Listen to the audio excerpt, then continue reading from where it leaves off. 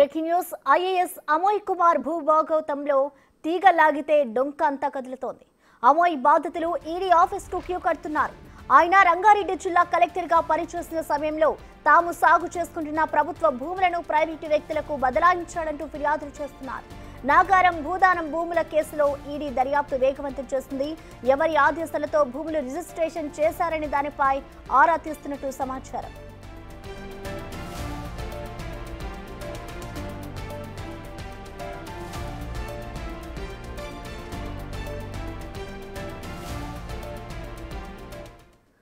దీనికి సంబంధించిన complete updates ని మా ప్రతినిధి సురేష్ అందిస్తారు. సురేష్,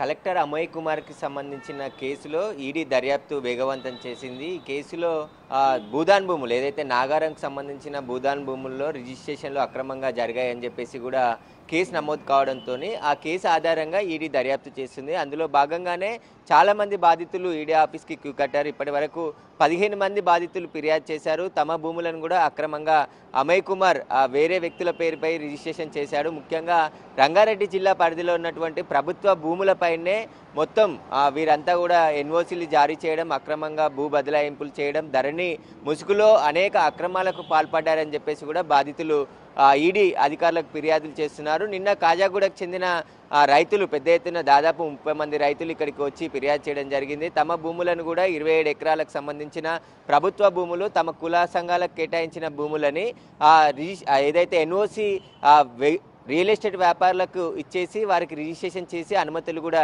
ఇప్పించే ప్రయత్నం చేసి అక్కడ నిర్మాణాలు కూడా మొదలు పెట్టారని చెప్పేసి కూడా బాధితులు చెప్తున్నారు. ఖచ్చితంగా తమకు రావాల్సిన ఏదో పీటీ వాటా ఉంటుందో వాటికి సంబంధించి అన్యాయం చేశారని చెప్పేసి ఈడీకి ఫిర్యాదు చేశారు. దీనిపై సమగ్ర విచారణ జరిపి తమకు న్యాయం చేయాలని చెప్తున్నారు. మరోవైపు ఇటు నాగారం భూములే కాకుండా రంగారెడ్డి జిల్లా పరిధిలో ఉన్నటువంటి అనేక భూములు, ఇటు నాగోల్ బండ్లగూడకు సంబంధించి తట్టనారంలో ఉన్న భూములు, అదేవిధంగా మరికొన్ని చోట్ల కూడా అక్రమ బదలాయింపులు, ఎందుకంటే ధరణి వచ్చిన తర్వాత పాత రికార్డ్స్ అన్నిటిని కూడా మాయం చేసి కొత్త రికార్డ్స్ అందులో ఎంట్రీ చేసి ఆ తర్వాత రిజిస్ట్రేషన్లకు పాల్పడ్డారని చెప్పేసి కూడా బాధితులు చెప్తున్నారు. దీనికి సంబంధించే ప్రస్తుతం ఈడీ అధికారులు దర్యాప్తు చేస్తున్నారు.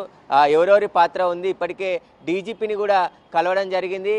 దీనికి సంబంధించి కేసులు నమోదయ్యాయి. ఆ కేసులకు సంబంధించిన వివరాలను కూడా అందించాలని చెప్పేసి ఈ డీజీపీని కోరడం జరిగింది ఈడీ అధికారులు. అదేవిధంగా ఈడీ కూడా మరోవైపు దర్యాప్తు చేస్తుంది. వచ్చిన ఫిర్యాదులు భూదాన్ భూములే కాదు, ఈ 15 ఫిర్యాదుల పైన కూడా ఈడీ అధికారులు దర్యాప్తు చేస్తున్నారు. ఎక్కడెక్కడ భూములు బదలాయింపు జరిగింది, పాత రికార్డ్స్ ఏమున్నాయి, వాటన్నిటికి సంబంధించిన పూర్తి వివరాలు బయటికి రాబట్టే ప్రయత్నం ఈడీ అధికారులు కూడా చేస్తున్నారు. ఇటు పోలీసులు కూడా నాగారం భూములతో పాటు మరికొన్ని భూములను కూడా పూర్తిగా విచారించబోతున్నట్టు తెలుస్తుంది. దీనికి సంబంధించి ఈడీ అయితే భూముల అమయ్ కుమార్ కేసుకు సంబంధించిన దర్యాప్తు వేగవంతం చేసింది. అందులో ఎవరెవరి పాత్ర ఉంది, అమయ్ కుమార్తో పాటు ఆర్డీఓకు సంబంధించిన స్టేట్మెంట్ కూడా రికార్డ్ చేయడం జరిగింది. ఇంకా తహసీల్దార్ జ్యోతి ఎవరైతే మహేశ్వరంకి సంబంధించిన తహసీల్దార్ ఉందో ఆమెకు సంబంధించిన పాత్ర కూడా ఈ భూముల కేసులో ఉందని చెప్పేసి ఆరోపణలు ఉన్నాయి. కాబట్టి వీటన్నిటికి సంబంధించిన దర్యాప్తునైతే వేగవంతం చేసింది. త్వరలోనే అరెస్టులు కూడా చేసే అవకాశం కూడా కనబడుతుంది దీనికి సంబంధించి.